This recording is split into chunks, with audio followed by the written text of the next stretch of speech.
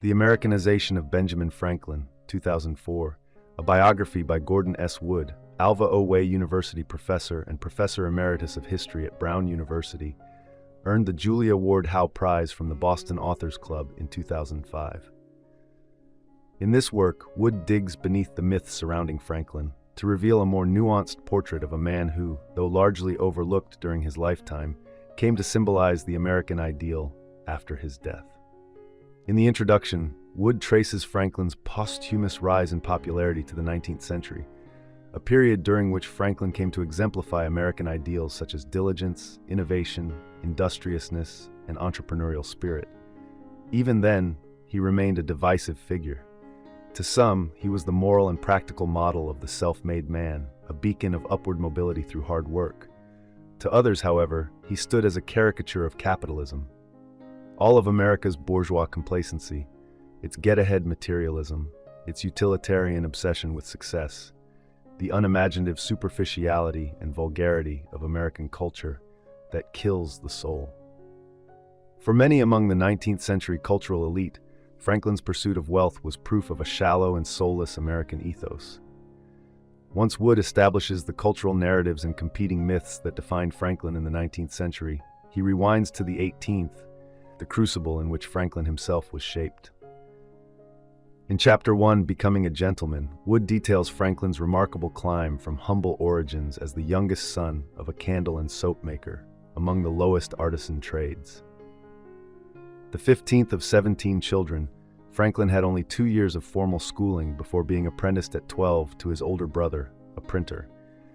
By 16, he was publishing satirical essays under the alias Silence Dogood, mocking the Boston elite. After relocating to Philadelphia, Franklin's talents attracted the attention of colonial governors and other leading figures, connections vital to social mobility in that era. He worked as a printer until the age of 42, by which time he had amassed enough wealth and recognition to retire and take his place among the genteel class. His trajectory, from poverty to middle class to wealth, allowed him to pivot toward intellectual pursuits and travel abroad. Chapter 2, Becoming a British Imperialist, explores one of Franklin's key motivations for retirement, the desire to immerse himself in intellectual life. A multilingual polymath, Franklin was insatiably curious, particularly about science. He was thrilled to delve into the study of electricity, and the French, intrigued by his experiments, were the first to test and expand on his ideas. One of his more peculiar discoveries, that electrocuted poultry was more tender, spurred French interest in the culinary potential of electricity. Alongside his scientific endeavors, Franklin took on public service roles, reforming the postal system and urging diplomacy with Native Americans to forestall their alliance with the French. He was eventually chosen to represent Pennsylvania in London, a mission that turned into a deep personal affection for Britain. He stayed in London for most of the next 17 years, during which he became a committed royalist and ardent admirer of British culture and governance. In Chapter 3, Becoming a Patriot, Wood examines Franklin's gradual disillusionment with the British Empire. Following Britain's victory in the 7 Years' War, nationalist sentiment swelled, and the British began to distance themselves from their colonial subjects, often referring to Americans as a race of convicts. Franklin, who had advocated for American representation in Parliament, was perplexed by the deepening divide. Colonial unrest over taxation intensified, while British disdain for the colonies hardened. Despite his efforts to mediate, including an offer to personally repay the damages from the Boston Tea Party, Franklin was unable to reconcile the two sides.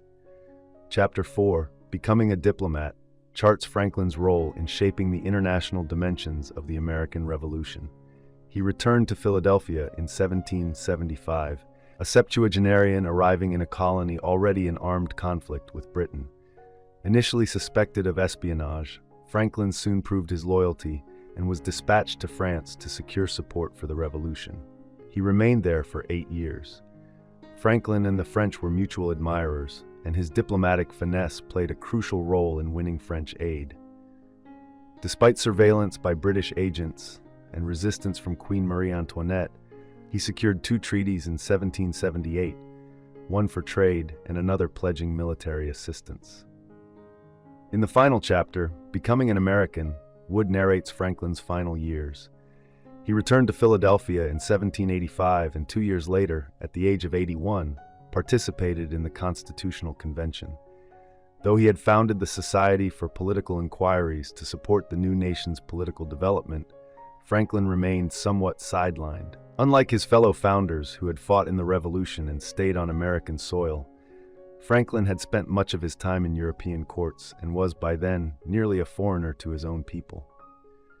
When he died in 1790, France mourned him with far more enthusiasm than did the United States, where tributes were often laced with criticism. Still, the publication and circulation of his autobiography helped to rehabilitate his reputation. Wood concludes the biography by affirming Franklin's indispensable diplomatic contributions during the Revolution, placing him second only to Washington in importance. Nevertheless, he notes that Franklin's enduring legacy is largely cultural. He remains the embodiment of the American dream, the thrifty, self-made man who rose from obscurity to become a figure of immense wealth, influence, and symbolic power. Thank you for watching. If you enjoy this video, leave a like and subscribe.